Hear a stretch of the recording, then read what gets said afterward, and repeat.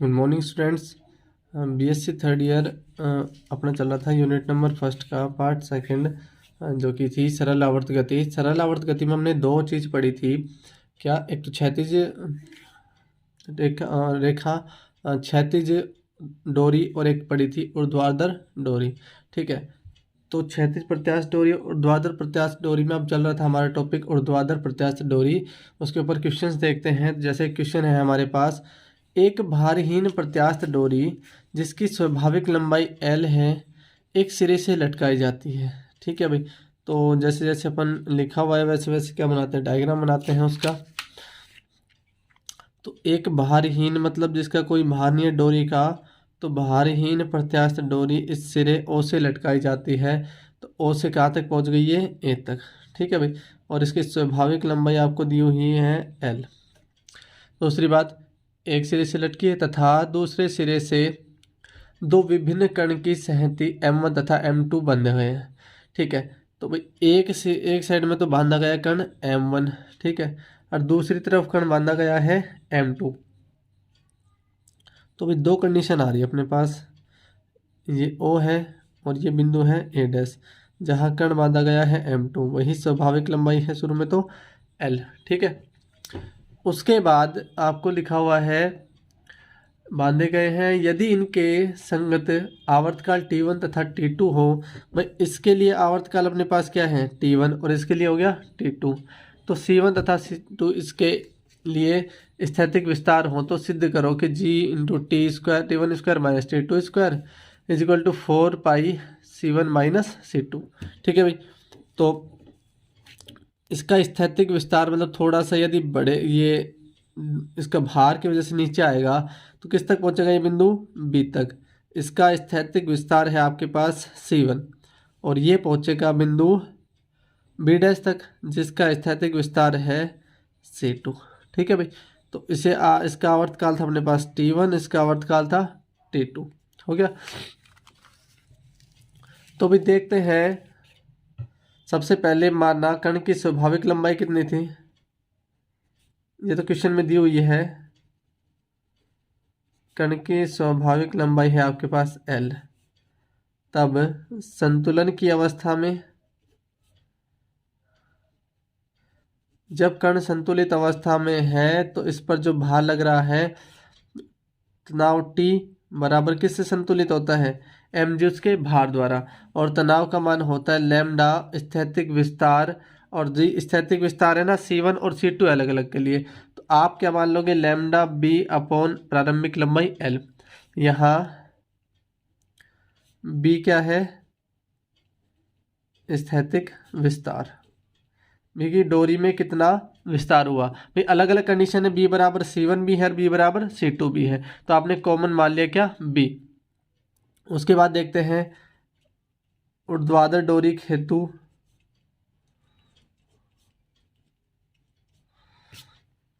ऊर्ध्वाधर डोरी के लिए तनाव T बराबर आवर्तकाल क्या होता है? 2 pi upon under root mu. क्योंकि ये जो है डोरी जो है सरल आवर्त गति में SHM में गति करेगा। ठीक है, तो इसका आवर्तकाल होता है 2 pi upon under root mu का मान पीछे पड़ा था ML अपॉन लैम्डा। T बराबर 2 पाई, और वहाँ से अगर आप लैम्डा का मान निकालते हो तो कितना आएगा? MGL। समीकरण नंबर 1 दे दो इसे आप सही, और समीकरण 1 से आपने मान रखा, समीकरण 1 से आपने लैम्डा का मान रखा था MGL अपॉन B।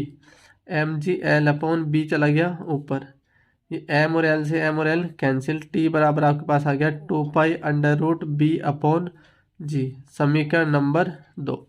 ठीक है भाई, अब दो कंडीशन आती है हमारे पास। एक बार तो T जो है आवर्तकाल T1 के बराबर है, और एक बार आवर्तकाल T जो है वो T2 के बराबर है। तो दोनों के लिए सॉल्व करते हैं। केस फर्स्ट, जब आवर्तकाल T बराबर हो T1 तब स्थैतिक विस्तार B बराबर क्या था? C1 है। तो मान रखेंगे कि T1 बराबर 2 pi under root C1 upon G। अच्छा, इसका स्क्वायर कर दिया आपने, T1 स्क्वायर बराबर 4 pi square C1 upon G. समीकरण नंबर 2 तक आ चुकी थी तो समीकरण नंबर दे दिया 3। नेक्स्ट केस सेकंड है जब T बराबर हो T2 तो B बराबर क्या आएगा, स्थैतिक विस्तार C2। वही समीकरण 1 से आप करेंगे T2 बराबर 2 pi under root C2 upon G whole square किया आपने, T2 square is equal to 4 pi square C2 upon G. समीकरण नंबर 4 हो गया। समीकरण नंबर 3 - 4 करेंगे तो ये हो जाएगा भाई T1 square minus T2 square is equal to 4 pi square C1 upon G minus 4 pi square C2 upon G. भाई दोनों में कॉमन क्या आ रहा है बाहर हमारे पास, T1 square minus T2 square as it is 4 pi square upon G common आ गया तो यहाँ बचा C1 माइनस C2। अच्छा जी को उधर भेज दिया आपने तो T1 square minus T2 square is equal to 4 pi square C1 minus C2। अच्छा यही प्रूफ करना था आपको। तो इस प्रकार ऊर्ध्वाधर प्रत्यास्थ डोरी के लिए क्वेश्चन सॉल्व करते हैं। एक नेक्स्ट क्वेश्चन देखते हैं भाई। क्वेश्चन नंबर सेकंड है हमारे पास। एक भारहीन प्रत्यास्थ डोरी जिसकी स्वाभाविक लंबाई L तथा प्रत्यास्थता मापांक जो है वो है N ग्राम के भार के समान है, एक सिरे से लटकाई जाती है और उसके दूसरे छोर पर M ग्राम का एक पिंड बांध दिया जाता है। सिद्ध करें कि एक लघु ऊर्ध्वाधर दोलन का समय जो होगा 2 pi under root ML upon NG होगा। ठीक है भाई, तो इसका डायग्राम बनाते हैं। सबसे पहले ये एक डोरी जो है प्रत्यास्थ डोरी वो O से बंधी हुई है A तक। ठीक है, अच्छा अब इस पे कोई कर्ण बांधा हुआ है जो B तक खींचता है और इसको C तक खींच के छोड़ा तो कहाँ पहुंच जाएगा, ये बिंदु P पर। ठीक है, तो यहाँ से यहाँ तक की दूरी कितनी आ गई अपने पास x, A से B तक की दूरी आ गई अपने पास कितनी B, और स्वाभाविक लंबाई थी इसकी L। ठीक है, और B से कुल C तक की दूरी है अपने पास C। तनाव जो होगा ऊपर की साइड में लगेगा T डैश क्यों लिया है, क्योंकि अपने पास T जो है वो आवर्तकाल है कैपिटल T, तो इसको आपने ले लिया तनाव को T डैश से। और इस पर कर्ण पर जो बाहर लग रहा है वो क्या लग रहा है, W बराबर mg। तो भाई देखते हैं साम्य अवस्था की स्थिति में।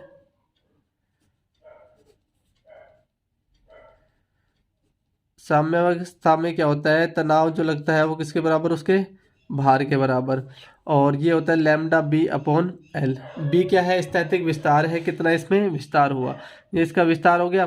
तो लैम्डा का मान यहाँ से डायरेक्टली निकाल लेते हैं तो कितना आएगा mg/l अपॉन बी। गति की समीकरण थी अपने पास भाई m d2x dt square is equal to, नीचे लग रहा है भार और तनाव लग रहा है उसके विपरीत दिशा में। ठीक है भाई, तो m d2x अपॉन dt square is equal to हो गया लैम्डा b अपॉन l, और तनाव जो लगेगा लैम्डा, और उस विस्तार कितना हुआ भाई, कुल जो है कितनी दूरी थी l plus B plus X, बिंदु P तक l plus B plus X, यहाँ तक पहुँच गया।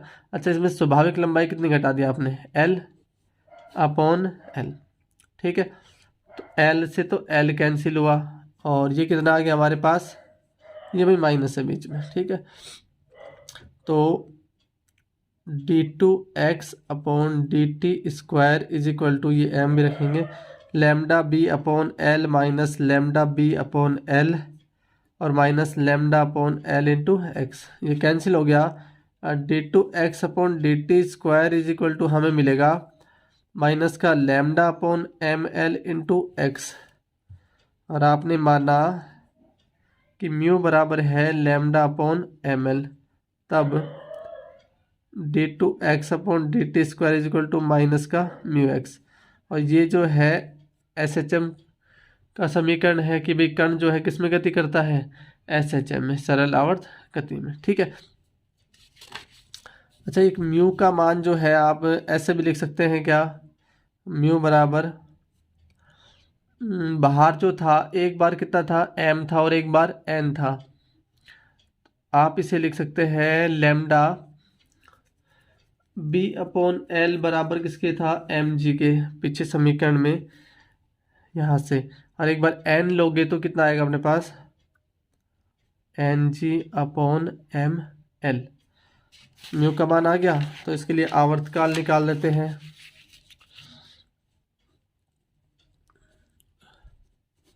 आवर्तकाल t बराबर होता है 2π/√μ,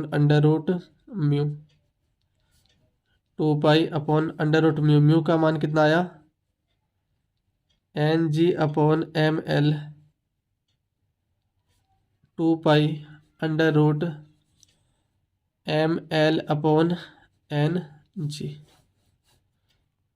तो भाई यही हमें सिद्ध करना था। अब नेक्स्ट क्वेश्चन देखते हैं। नेक्स्ट क्वेश्चन है हमारे पास क्वेश्चन नंबर 4। एक प्रत्यास्थ डोरी AB जिसकी लंबाई है स्मॉल l, उसका सिरा A स्थिर है तथा इसके सिरे B पर एक भार जो है वो W बांधा हुआ है, तब डोरी की लंबाई 2l हो जाती है।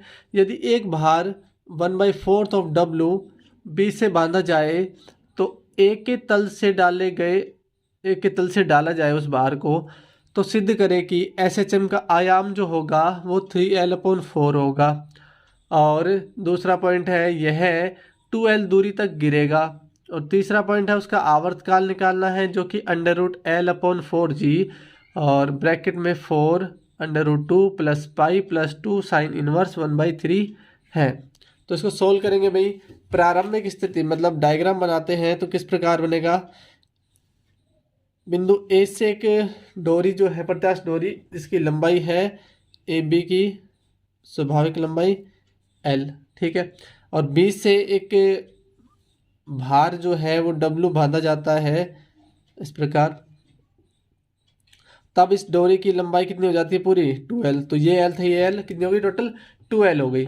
अच्छा, दूसरी कंडीशन में यदि इस पे 1/4 ऑफ W बार बांधा जाए तो भाई A से B तक की जो स्वाभाविक लंबाई थी अपने पास L, ठीक है।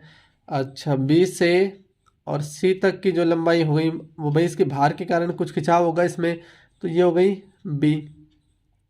अच्छा, उसके बाद इस C से अपन ने खींचा कहाँ तक, D तक, और खिंच के वापस जाएगा किस बिंदु तक, बिंदु P तक।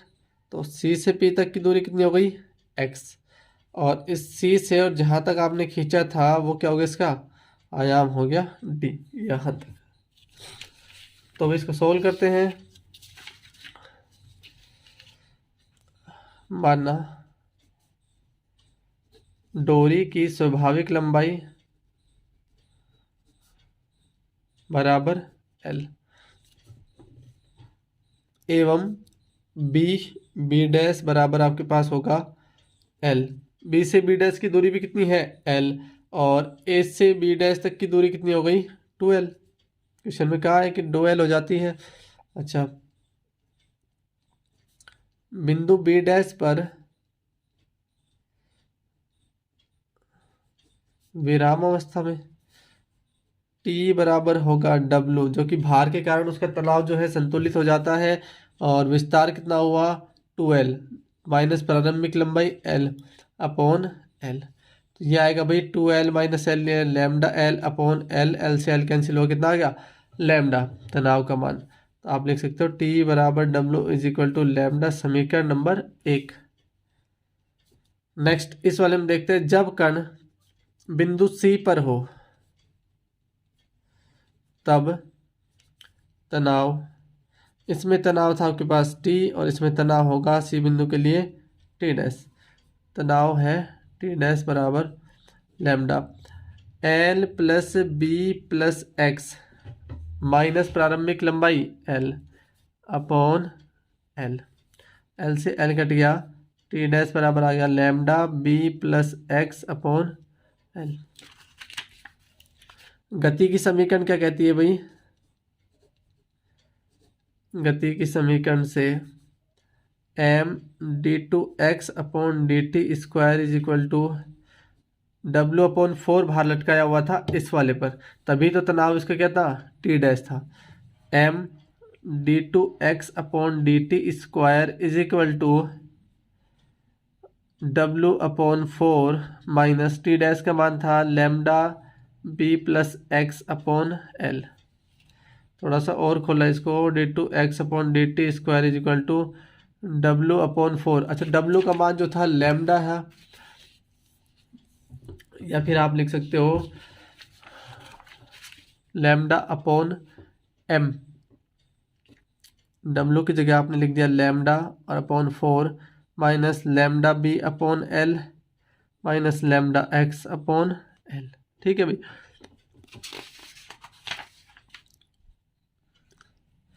तो भी आगे लिखते हैं, m का भाग दे दिया D two x upon D T square is equal to lambda upon 4m minus lambda B upon L M minus lambda X upon L M. समीकरण नंबर आपने दे दिया इसको। बिंदु ए से बी की गति, बिंदु ए से बी की गति भाई, ए से बी तक पहुंचा, बी पर जो है वेग कितना हो गया? 0। ऊंचाई कितनी थी? एल। बिंदु बी पर वेग जो था u बराबर 0 और h बराबर क्या हो गया आपके पास? l। गति के द्वितीय समीकरण से, गति का द्वितीय समीकरण कहता है v स्क्वायर बराबर u स्क्वायर प्लस 2gh। तो u स्क्वायर का मतलब 0 प्लस 2gl और v का मान आया अंडर रूट 2gl। समीकरण नंबर 3। और w/4 जो था वो भार mg के बराबर है, और mg जो है वो, जैसे w का मान आपने रख दिया लैम्डा अपॉन 4 बराबर mg, और यहाँ से मैं m का मान निकालना चाहूँ तो कितना आएगा? Lambda upon 4g। समीकरण नंबर 2 में m का मान रखने पर, जहाँ जहाँ m है वहाँ वहाँ पे रख देंगे, तो मैं D two x upon D T square is equal to lambda upon 4m की जगह मैं लिख सकता हूँ सीधा 1 अपॉन जी। चलो अपन ऐसे कैसे लिख लेते हैं। अपने पास क्या था? लैम्डा अपॉन 4m, तो ये आ जाएगा 1 अपॉन जी। तो ये आपने मान रखा लैम्डा अपॉन 4 और m का मान क्या रखा आपने? Lambda upon 4g minus lambda B upon L into M का मान रखा lambda upon 4g minus lambda X upon L, M का मान रखा लैम्डा अपॉन 4g। लैम्डा से लैम्डा कैंसिल हुआ, लैम्डा से लैम्डा कैंसिल हुआ, यहाँ भी लैम्डा से लैम्डा और 4 से 4। जी जो है ऊपर चला जाएगा D two x upon D T square is equal to, ये बच गया आपके पास जी माइनस, ये बच गया भाई 4g और b upon L minus 4g x upon L. ठीक है भाई। तो भाई b अपॉन एल जो है वो 1/4 के बराबर है, ये ले लो मान लिया, जिससे अपने पास ये टर्म हट जाए। D two x upon D T square बराबर जी माइनस 4 इंटू जी और ये 1/4 कैंसिल हो गया, जी से जी कैंसिल हो गया, माइनस का 4g upon L into x माना 4g अपॉन एल बराबर म्यू, तो d two x upon D T square बराबर माइनस का म्यू एक्स। कर्ण SHM में गति करता है, SHM में गति करता है। तो एक बार आपने माना था B/L बराबर 1/4, तो यहाँ से 4L/L बराबर आएगा 1/B। समीकरण नंबर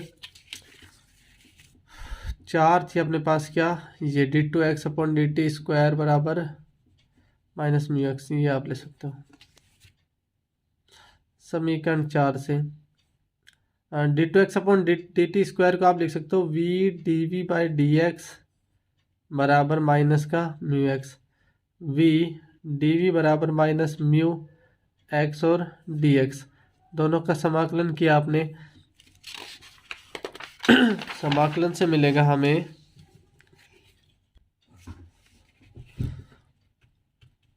v² बराबर -μx²/2 प्लस c1/2। तो v² बराबर माइनस का μx² प्लस c1, समीकरण नंबर 5। और बात चल रही थी बिंदु किस पर, b पर।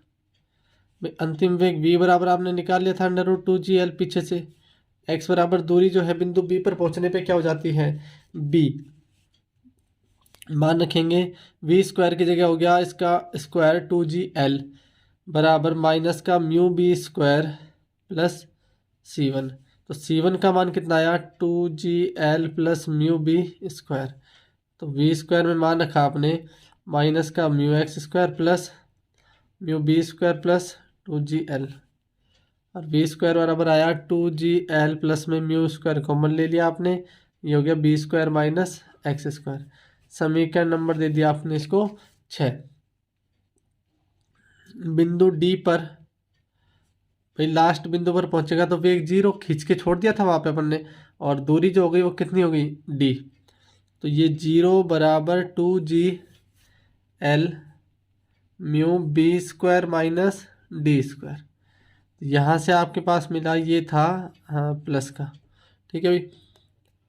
तो थोड़ा सा अपन ने सोल्व किया, ये हो जाएगा माइनस का μ/b² minus d² equal to 2gl। और यहाँ से आप d² माइनस b² बराबर लिख सकते हो 2gl/μ। तो भाई d² बराबर हमें मिला b² प्लस 2gl/μ, ठीक है। नेक्स्ट d² बराबर, अच्छा b का मान हम क्या जानते थे, b का मान अभी भी पीछे पड़ा था आपने 1/b बराबर 4/L, और b का मान हो गया L/4। तो b² का मान L²/4² यानी 16 प्लस 2gl/μ बराबर अभी मानना भी था पीछे, म्यू बराबर क्या माना था 4g/L। तो ये हो गया नीचे तो 4g × L। अच्छा ये L तो नहीं घटेगा, g से g गया, 2 1 2 2 2 4। तो d² बराबर आपके पास हो गया L²/16 प्लस L²/2। आपने एलसीएम लिया 16, ये हो गया L² प्लस 8L², यानी d² इक्वल टू 9L²/16। अगर आप इसका वो लेते हो स्क्वायर रूट तो कितना आ जाएगा अपने पास 3L/4। आपको फर्स्ट चीज़ यही प्रूफ करनी थी कि कण का जो है इस आयाम क्या होगा 3L/4। सेकंड पार्ट आपसे पूछी गई थी कुल दूरी ज्ञात कीजिए। कुल दूरी कितनी चला था भाई, ये एक तो चला था A से B तक, फिर B से C तक और C से D तक। A से B तक की दूरी है L प्लस B से C तक की दूरी है B प्लस C से और D तक की दूरी है D। अच्छा इन तीनों का मान चाहिए अपने पास। L तो एज इट इज़ है, B का मान जो था L/4 और D का मान अभी आया है 3L/4। आपने एलसीएम ले लिया कितना 4, ये हो जाएगा 4L plus L plus 3L। तो ये हो गया 4 3 7 8L/4।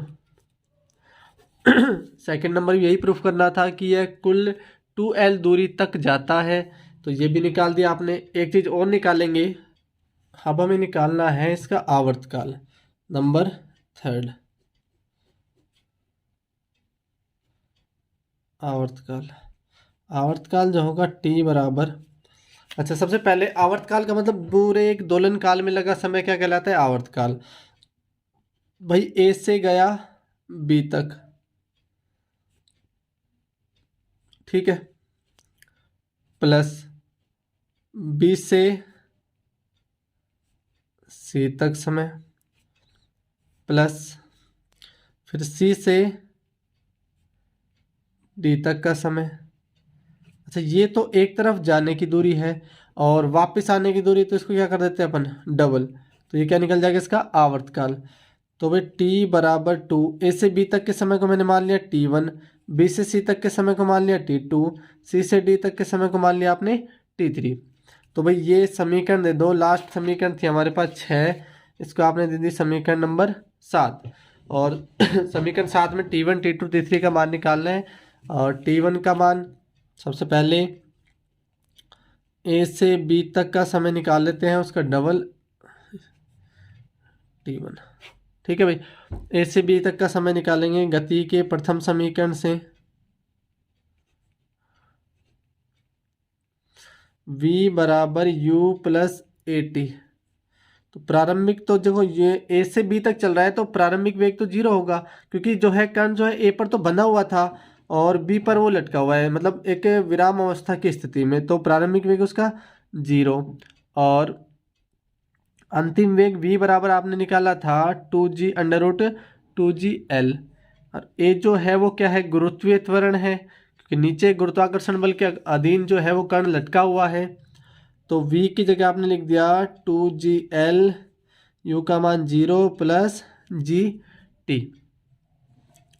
तो भाई इसको सोल्व किया आपने, √2gl, ये g इधर आ जाएगा तो क्या आ जाएगा? t बराबर क्या है यहाँ पे? T1, ठीक है। और T1 का मान निकला √2l अपॉन में क्या आ जाएगा? अंडर रूट के अंदर ही जी, ठीक है। ये तो अपने पास किसका मान आया? t का मान आया। अच्छा इसमें भी कुछ थोड़ा सा और सोल्व कर सकते हैं अपन। T1 बराबर 2√2 2, तो इसने √2 तो ले लिया बाहर। अंडर रूट के अंदर देखो 4 ही ऊपर मल्टीप्लाई किया है, 4 ही नीचे मल्टीप्लाई किया है। अच्छा तो ऊपर वाले को ले लिया आपने बाहर, क्या? 2√2 और l अपॉन 4g, ठीक है। और ये लास्ट में काम आएगा भाई, क्योंकि कॉमन जो आ रहा था अपने को सिद्ध करने के लिए, √l/4g जो है सभी में बाहर आएगा, तो इसलिए आपने इस फॉर्म में इसको चेंज किया। समीकरण नंबर 8, ठीक है। अच्छा उसके बाद जो था समय कहाँ से? बी से सी तक समय, बी से सी तक का जो समय था वो था T2। तो भाई समीकरण नंबर गति की जो समीकरण थी, अपने एक समीकरण निकाली थी, समीकरण नंबर 6, v² बराबर 2gl plus mu square into b² minus x²। समीकरण नंबर 6 से v² बराबर 2gl plus mu square into b² minus x²।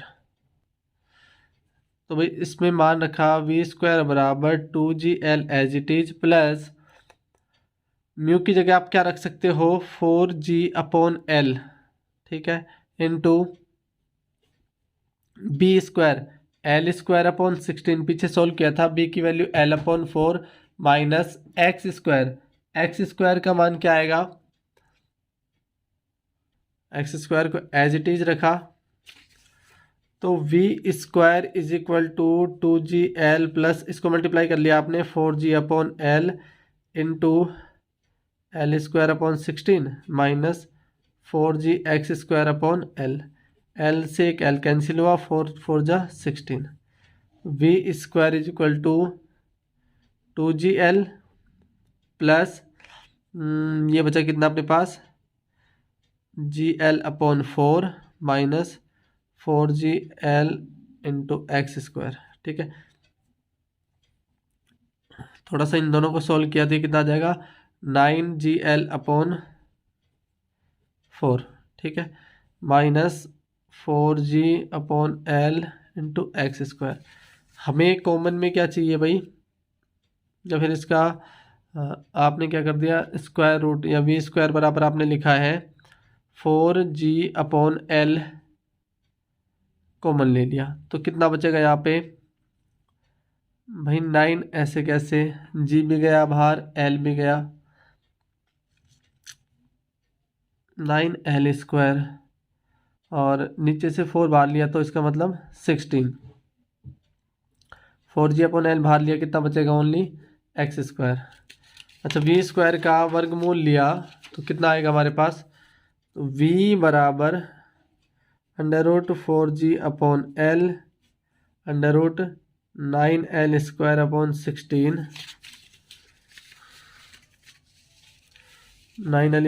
16 minus का एक्स स्क्वायर। ठीक है, अब थोड़ा सा और सोल्व करेंगे। v को आप लिख सकते हो dx/dt is equal to √4g/L, ये हो जाएगा 3L/4 का होल स्क्वायर माइनस एक्स का होल स्क्वायर। अच्छा ये एक्स वाला पद तो इधर आ जाएगा, dx/√9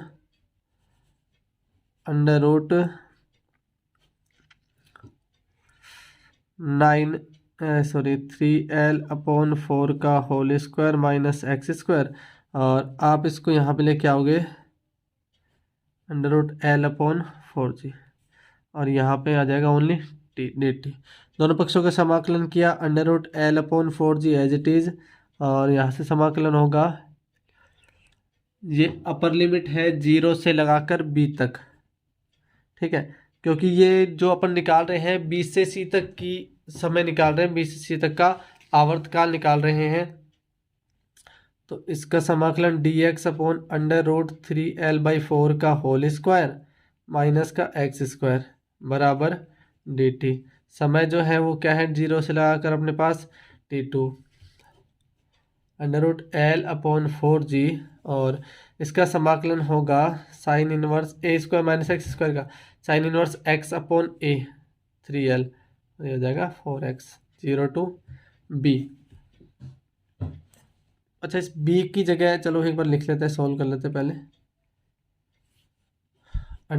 √L/4g, b की जगह आप लिख सकते हो L/4 sine inverse 4x/3L, 0 to b की जगह आपने लिख दिया L/4 0 to t2। ठीक है, लिमिट रखिए आपने L/4g sine inverse upper limit 4x, x की जगह तो रखना ही है क्या, L/4, L से L गया, 4 से 4 गया, लोअर लिमिट 0 होती है, और ये t2। तो भाई t2 का मान कितना आया हमारे पास, √L/4g साइन इनवर्स 1/3। इसको आप समीकरण दे दो नेक्स्ट। समीकरण पहुंच चुके थे अपन 8 तक, और ये समीकरण आ गई 9। नेक्स्ट निकालना है t3 c से d तक समय, c से d तक समय जो था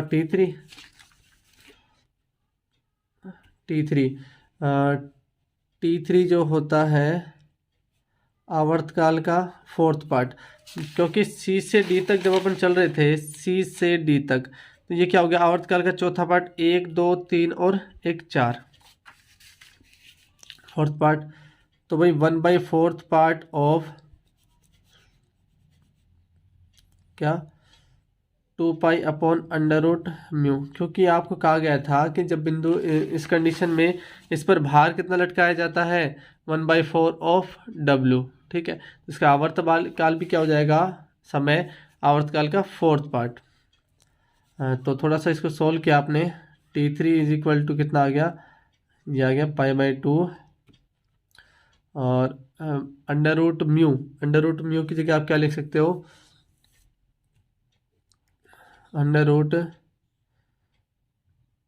√b/g, या आपने सीधा सीधा प्रूफ किया था पीछे L/4g।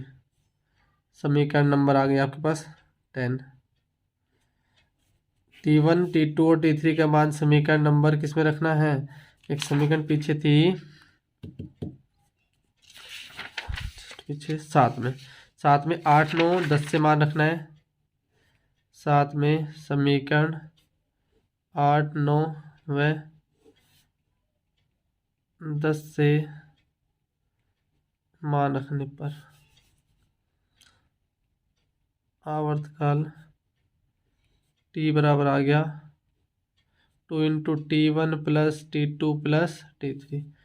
2 की जगह 2, T1 का मान था समीकरण नंबर 7 में, समीकरण 7 में सॉरी 8 में 2√2L/4G, 2√2√L/4G प्लस T2 का मान है √L/4G साइन इनवर्स 1/3। T3 का मान है π/2 √L/4G। सभी में कॉमन क्या रहा है भाई, √L/4G। अंदर क्या बच गया, 2 2 जब 4 4√2 प्लस π/2 का हो गया पाई प्लस 2 साइन इनवर्स 1/3। तो हमें जो था आवर्तकाल सिद्ध करना था ये।